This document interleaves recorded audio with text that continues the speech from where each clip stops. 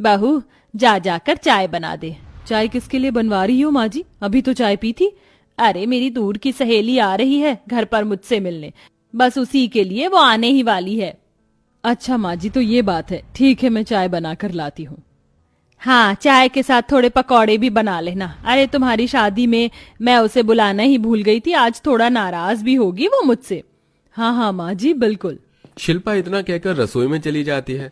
शिल्पा की शादी को हुए अभी एक हफ्ता ही हुआ था और उसने एक हफ्ते में पूरे घर को संभाल लिया था और सभी के साथ उसका बर्ताव बहुत अच्छा था। इधर शिल्पा रसोई में काम कर रही थी तो उधर ललिता की सहेली बबीता उससे मिलने घर आती है। हाँ ललिता बहन, तुम तो मुझे भूल ही गई। कोई अपनी सहेली को भूलता है क्या? अरे बबीता, मैं तेरे आगे हाथ जोड़ती हूँ, मुझे माफ कर दे। मुझसे बहुत बड़ी भूल हो गई। शादी की तैयारी में मैं इतनी उलझी हुई थी कि मुझे पता ही नहीं चला। लेकिन तू चिंता ना कर, मेरे 2 बेटे हैं। अभी तो पहले बेटे की शादी हुई है, अभी छोटे बेटे की शादी होनी बाकी है। उसमें मैं तुझे बुलाऊंगी जरूर। अच्छा ये बात है, चलो कोई बात नहीं, मैंने तुम्हें माफ कर दिया। वैसे बहू कहाँ है, कहीं नजर नहीं आ रही? अरे चिंता मत करो, बहू यहीं पर है, रसोई में काम कर रही है, बस आती ही होगी। इतने में तो शिल्पा रसोई से चाय नाश्ता लेकर आ जाती है। वो चाय नाश्ता टेबल पर रखने के बाद सबसे पहले अपनी सास की सहेली के पैर छूती है।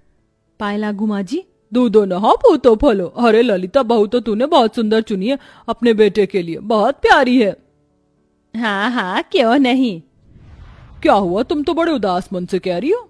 अरे उदास मन से नहीं कह रही, हर सास की थोड़ी सी उम्मीदें होती हैं।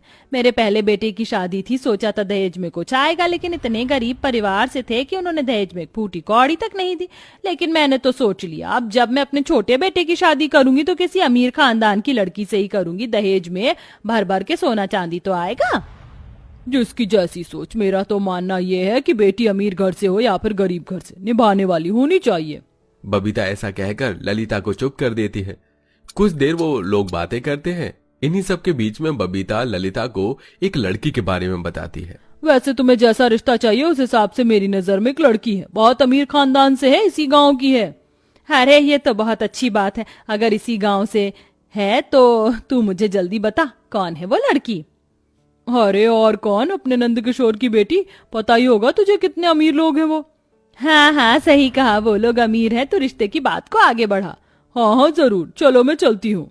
बबीता इतना कहकर चली जाती है। कुछ दिनों में वो ललिता के छोटे बेटे का रिश्ता नंद किशोर की बेटी से करवा देती है। सब कुछ इतनी जल्दी होता है कि शादी की तारीख भी निकल आती है। चलो अब मेरे छोटे बेटे की भी शादी हो जाएगी और बहू आ जाएगी और हमें एक देवरानी मिल जाएगी जो हमारे साथ बहन की तरह रहेगी। पूरा परिवार बहुत खुश था। ललिता अपने छोटे बेटे की बारात लेकर अमीर बहू के घर जाती है और वहां श्वेता से अपने बेटे की शादी करवाकर श्वेता को अपने साथ घर ले आती है। आ जाओ बहू, तुम्हारा घर में स्वागत है। ललिता के कहने पर श्वेता कलश गिरा करके गृह प्रवेश कर घर के अंदर आ जाती है। ओह माय गॉड, इतने सारे मेहमान। माँ जी आप इतने मेहमानों को खुद ही हैंडल कर लीजिए, मुझे बस इतना बता दीजिए कि मेरा कमरा कहाँ है, मैं थोड़ी देर आराम कर लूंगी। ये सुनकर ललिता को थोड़ा अजीब लगता है। शिल्पा बहू, अपनी देवरानी को उसके कमरे में ले जाओ। शिल्पा श्वेता को उसके कमरे में ले आती है। देवरानी जी, किसी भी चीज की जरूरत हो तो मुझे बता देना, मैं ले आऊंगी। हाँ हाँ ठीक है, अभी जाओ यहाँ से, मुझे थोड़ा आराम करना है। शिल्पा वहां से चली जाती है। 1 महीना ऐसे ही गुजर जाता है और फिर एक दिन शिल्पा के भाई का फोन आता है। बहन, तुम्हारी भाभी की तबीयत थोड़ी ठीक नहीं है, क्या तुम घर आ सकती हो? सीरियस? हाँ भैया मैं आ जाऊंगी। शिल्पा अपनी सास को अपने मायके जाने के लिए कह देती है और अपने 2 जोड़ी कपड़े लेकर अपने मायके आ जाती है और 1 हफ्ता गुजर जाता है। गर्भवती महिलाओं को ऐसी परेशानी होती ही रहती है। अभी बस कुछ समय की बात है और फिर नन्हा मुन्ना बच्चा घर में आ जाएगा। बहन, तुम एक कहने पर आ जाती हो, तुम्हारे ससुराल में कोई तुम्हें कुछ कहता तो नहीं? नहीं नहीं भैया, मेरी सास बहुत अच्छी है और घर में सभी लोग अच्छे हैं, और अब मैं तो देवरानी भी आ गई है जो मेरे बाद घर को संभाल लेगी। शिल्पा ऐसा सोच रही होती है, लेकिन उसके जाने के बाद उसकी देवरानी को घर के काम करने पड़ रहे होते हैं। अपने मायके में मैंने एक ग्लास उठाकर नहीं रखा होगा और ससुराल आते ही दुनिया भर का काम करवा रहे हैं ये लोग। ऊपर से मेरी देवरानी जी अपने मायके जाकर बैठ गई। भला ऐसे कोई करता है क्या? श्वेता को घर के काम करने में बहुत ज्यादा गुस्सा आता है। वो नाक चढ़ाकर घर के काम जैसे तैसे कर लेती है। वहीं दूसरी तरफ श्वेता की भाभी भी गर्भवती थी और उसे अपनी प्रेगनेंसी में बहुत सी परेशानियां हो रही थी।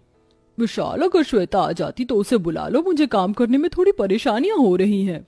तुम तो जानती हो ना मेरी बहन कितनी नक चढ़ी है, और घर के काम तो वो बिल्कुल नहीं करेगी। कोई बात नहीं, मैं तुम्हारे लिए एक नौकरानी बुला देता हूं। विशाल घर में एक मेड रख लेता है जो विशाखा के काम में उसकी मदद करती है। लेकिन यहाँ बेचारी गरीब जेठानी बीच बीच में अपने मायके जा जाकर अपनी भाभी की मदद करती है। इन सब से श्वेता बहुत ज्यादा परेशान हो चुकी थी।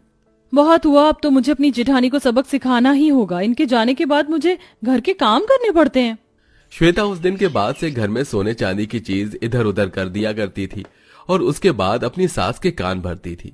देख रही हो माँ जी, मेरी अलमारी से कई सारी चीज गायब हो रही है। और ऐसा भी होता है जब जेठानी जी अपने मायके जाती हैं। मुझे तो ऐसा लग रहा है कि जेठानी जी इस घर को खाली कर करके अपने मायके को भर रही हैं। वैसे भी रक्षाबंधन आ रहा है, क्या पता अपने भाई का घर बनाने के लिए ये सब कर रही हो। बहू, ऐसा तो नहीं हो सकता। मुझे नहीं लगता कि शिल्पा ऐसा कभी कुछ करेगी। जो जैसा दिखता है वैसा होता नहीं है माँ जी। अगर विश्वास नहीं है तो उनके ऊपर नजर रखकर देख लेना। श्वेता के इस तरह कहने पर ललिता को अपनी बड़ी बहू के ऊपर शक होने लगता है और वो जब भी अपने मायके जाती तो वो उसके ऊपर नजर रखती। इसी बीच श्वेता घर की चीजों को गायब करके अपनी जेठानी का नाम लगा देती, जिसकी वजह से ललिता शिल्पा को उसके मायके जाने से रोकने लगती है। माँ जी, भाभी को मेरी जरूरत है, मैं 2 दिन के लिए उनके पास होकर आ जाऊं? नहीं, तुम्हें कहीं जाने की कोई जरूरत नहीं है। अब तुम कहीं नहीं जाओगी। लेकिन माँ जी, जैसा मैंने कहा है उसे सुनो, समझी तुम? और हाँ, रक्षाबंधन पे तुम्हारा भाई यहाँ पर आया तो ही तुम रक्षाबंधन मनाओगी, वरना नहीं। शिल्पा यह सुनकर थोड़ी सी उदास हो जाती है, लेकिन फिर वो घर के कामों में ही लग जाती है। रक्षाबंधन के 10 दिन पहले से ही उसके गरीब भाभी को एक स्वस्थ बेटा होता है, जिसकी खबर सुनकर शिल्पा बहुत खुश होती है। भैया, ये खबर देकर आपने मेरा दिल खुश कर दिया। शिल्पा अब घर के काम करते हुए आराम से रह रही थी। ऐसे ही देखते देखते 10 दिन बीत जाते हैं और रक्षाबंधन आ जाता है। रक्षाबंधन वाले दिन सुबह ही उसके भैया भाभी राखी बंधवाने उसके ससुराल आते हैं। भैया, आप आ गए? आओ भैया, यहाँ बैठो। विनोद और उसकी पत्नी को देखकर ललिता अपनी छोटी बहू से कहती है, श्वेता, तुम्हारे भैया भाभी कब तक आएंगे? मेरे भैया तो बिजनेसमैन है, उन्हें थोड़ा वक्त निकाल कर आना होगा। शायद दोपहर तक आ जाएंगे। इतना कहकर श्वेता चुप हो जाती है और इधर शिल्पा अपने भाई की कलाई पर राखी बांधती है। तभी विनोद की आंखों में आंसू आ जाते हैं और वो रोते हुए अपनी बहन शिल्पा से कहता है, बहन, आज अगर तुम न होती तो पता नहीं क्या होता। तुमने अपने ससुराल के साथ साथ अपने मायके को भी संभाला है। तुमने अपनी भाभी की डिलीवरी के समय घर में आकर सभी काम किए और फिर उसकी अच्छी देख रेख करी। इसलिए तो हमारा मुन्ना स्वस्थ पैदा हुआ। भगवान तुम जैसी बहन हर किसी को दे। तुम लाखों में एक हो। यह सुनकर ललिता को समझ आ जाता है कि उसकी बड़ी बहू अपने मायके सिर्फ अपनी भाभी के लिए ही जाया करती थी। कहीं न कहीं ललिता को अपनी गलती का थोड़ा एहसास होने लगता है। तो इधर सुबह से शाम हो जाती है, लेकिन श्वेता का भाई ही नहीं आता। इसके चलते वो अपने भाई को फोन करती है। क्या हुआ भैया, आपको राखी बंधवाने आना नहीं है क्या? आज रक्षाबंधन है। किस मुंह से बुला रही हो श्वेता तुम मुझे? शादी के बाद एक बार भी पूछा है तुमने मुझे? अरे तुम्हारी भाभी गर्भवती थी, उसे तुम्हारी कितनी जरूरत थी, ये पता होने के बावजूद भी तुम उससे मिलने तक नहीं आई। और अगर तुम्हें त्योहार की इतनी ही चिंता थी तो तुम रक्षाबंधन मनाने मेरे पास आ सकती थी। इतना कहकर विशाल फोन काट देता है और यहाँ श्वेता को अपनी गलती का एहसास होता है और वो रोने लगती है। सही कहा भैया ने, मैं बहुत बुरी हूँ। अमीरी का मुझे इतना घमंड है कि अपने सामने किसी को कुछ नहीं समझती। मैं ऐसे ही अपनी जेठानी के बारे में अपनी सास के कान भरती थी, जबकि वो मुझसे लाख गुना अच्छी हैं। ये सब ललिता सुन लेती है।